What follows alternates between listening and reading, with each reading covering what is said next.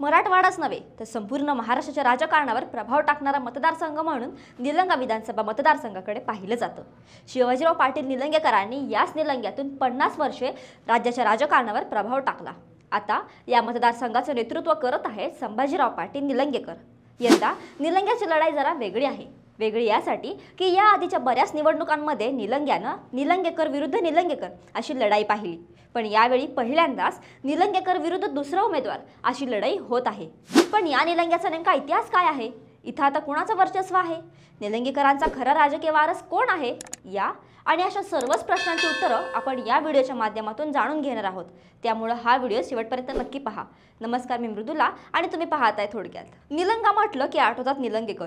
महाराष्ट्राचे मुख्यमंत्री राहिलेल्या शिवाजी पाटील निलंगेकरांचं काँग्रेसमध्ये मोठं वलय होतं।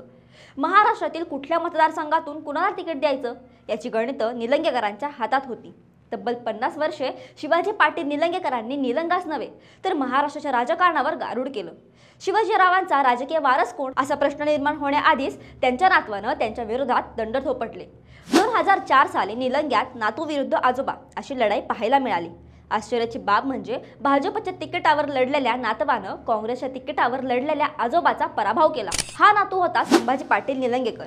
राज्याचे मुख्यमंत्री, काँग्रेसचे प्रदेशाध्यक्ष अशी महत्त्वाची पदं भूषवलेल्या आणि राजकारणातला बाप माणूस समजल्या जाणाऱ्या आजोबाला राजकारणात नवख्या असलेल्या त्यांच्याच नातवानं पराभूत केलं होतं। ही देशाच्या राजकीय वर्तुळाला आश्चर्यचकित करणारी घटना होती। त्यामुळं तिची त्या काळी मोठी चर्चा सुद्धा झाली। पुढे 2009 साली संभाजी पाटलांना आजोबांकडून पराभव स्वीकारावा लागला। मात्र त्यानंतर झालेल्या दोनही विधानसभा निवडणुकांमध्ये संभाजी पाटलांनी विजय मिळवला आणि आपलं नाणं खणखणीत असल्याचं दाखवून दिलं। शिवाजी पाटील निलंगेकरांचे पुत्र आणि संभाजी पाटील निलंगेकरांचे चुलते अशोक पाटील निलंगेकर यांना त्यांनी या दोन निवडणुकांमध्ये मात दिली। एका अर्थी निलंगेकर कुटुंबाचा खरा वारसदार आपणच असल्याचा दावा संभाजी पाटील निलंगेकरांनी ठोकला होता। आता या विधानसभेला तर अशोक पाटील निलंगेकरांना काँग्रेसनं तिकीट सुद्धा दिलं नाही। त्यामुळे संभाजी पाटील यांनी ठोकलेला हा दावा निर्विवाद असल्याचं मानलं जाते। अशोक पाटील निलंगेकर यांना उमेदवारी न देता काँग्रेसनं या ठिकाणी शिवसेनेतून आलेल्या अभय साळुंखे यांना उमेदवारी दिली आहे। त्यामुळे अशोक पाटील यांचे समर्थक चांगलेच नाराज झाले आहेत। त्यांच्या या नाराजीचा फटका अभय साळुंखे यांना बसण्याची शक्यता आहे। दुसरीकडे निलंग्यात वर्षानुवर्षे निलंगेकर विरुद्ध निलंगेकर अशी लढाई होती। त्यामुळे निलंगेकर या एका कुटुंबावर श्रद्धा असलेल्या लोकांची या मतदारसंघातील संख्या मोठी आहे। पर्यायानं ही सर्व मतं संभाजीराव निलंगेकर यांच्या एकट्याच्या पारड्यात पडू शकतात। निलंग्यातील लढाईला आणखी एक पदर आहे, तो म्हणजे लातूरच्या गडीचा आणि निलंग्याच्या वाड्याचा। महाराष्ट्राच्या मुख्यमंत्रीपदाचा रस्ता मराठवाड्यातून जातो असं मानलं जातं। त्यामुळे मराठवाड्यावर वर्चस्व मिळवण्यासाठीची लढाई म्हणून सुद्धा निलंग्याच्या लढाईकडे पाहिलं जातं।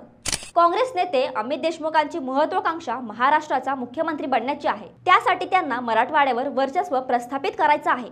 त्यांच्या या वाटेतील सर्वात मोठा अडथळा आहेत संभाजी पाटील निलंगेकर।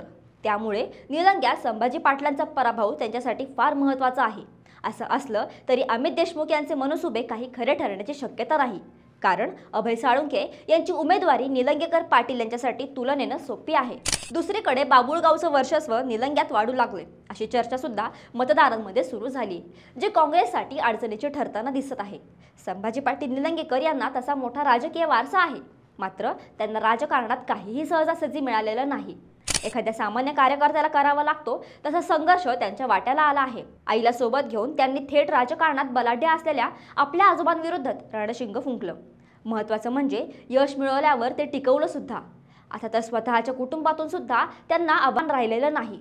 समोरचा उमेदवार नवखा आहे, त्यात त्याला देशमुखांच्या वाड्यातून सपोर्ट आहे, ही निलंग्याला न पटणारी गोष्ट आहे।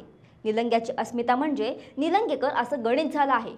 अर्थात साऱ्या जमेच्या बाजू या संभाजी पाटील निलंगेकरांच्याच बाजूने आहेत। या लढाईचा निकाल ही फक्त एक औपचारिकता मानली जाते। निकालाच्या दिवशीच या साऱ्या गोष्टी स्पष्ट होतील।